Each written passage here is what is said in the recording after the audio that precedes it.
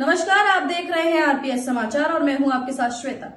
तो चलिए रुक करते हैं आज की प्रमुख और बड़ी खबर पर। ऑपरेशन सिंदूर में पाकिस्तान पर हमले को पूरी तरह तैयार थी भारतीय नौसेना। टारगेट भी हो चुके थे लॉक। भारतीय नौसेना के बड़े फ्लीट के पास पाकिस्तान के अंदर के टारगेट की पूरी लिस्ट थी। उन्हें ऑपरेशन सिंदूर के दौरान एक से अधिक मौकों पर पाकिस्तान के अंदर टारगेट पर मिसाइलें लॉन्च करने के लिए हॉट स्टैंड बाय पर रखा गया था। सूत्र के अनुसार नौसेना के पहचाने गए टारगेट पर हमला नहीं किया। इसमें बंदरगाह पर लगे पाकिस्तान नौसेना के जहाज, पनडुब्बियों के साथ और जमीनी टारगेट शामिल थी। नौसेना ने अगर चौतरफा हमला किया होता तो ऑपरेशन सिंदूर के दौरान दोनों देशों के बीच सैन्य शत्रुता में बहुत बड़ी वृद्धि हुई होती। नौसेना तैयार थी।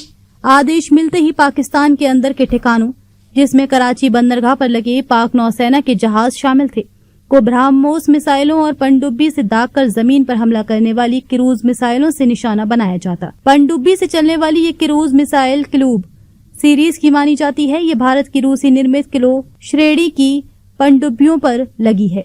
सूत्र ने बताया, दोनों युद्धपोत और पनडुब्बियां जहाज मार गिराने वाली एंटी शिप और जमीन पर हमला करने वाली मिसाइलें लॉन्च करने की स्थिति में थी।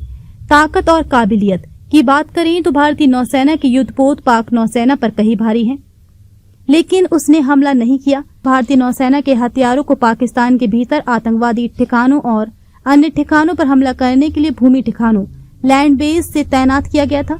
उसमें किन हथियारों प्रणालियों का इस्तेमाल हुआ, ये खास तौर पर नहीं बताया गया। उत्तरी अरब सागर में भारत का दबदबा INS Vikrant carrier battle group और इसके MiG-29 के लड़ाकू जेट के अभिन्न अंग के इर्द गिर्द घूमता है। इससे पाकिस्तान के दक्षिणी तट के हवाई क्षेत्र का भारत का प्रभुत्व सुनिश्चित हो गया। सूत्रों ने बताया, कैरियर बैटल ग्रुप की मौजूदगी ने पाकिस्तानी के हवाई संपत्तियों, फाइटर जेट और ड्रोन जैसे पर भी दबाव बनाए रखा, जबकि समुद्र के ऊपर पाकिस्तान की वस्तुतः शून्य उपस्थिति रही। भारतीय नौसेना का MiG-29 के INS विक्रांत से लॉन्च किया गया था।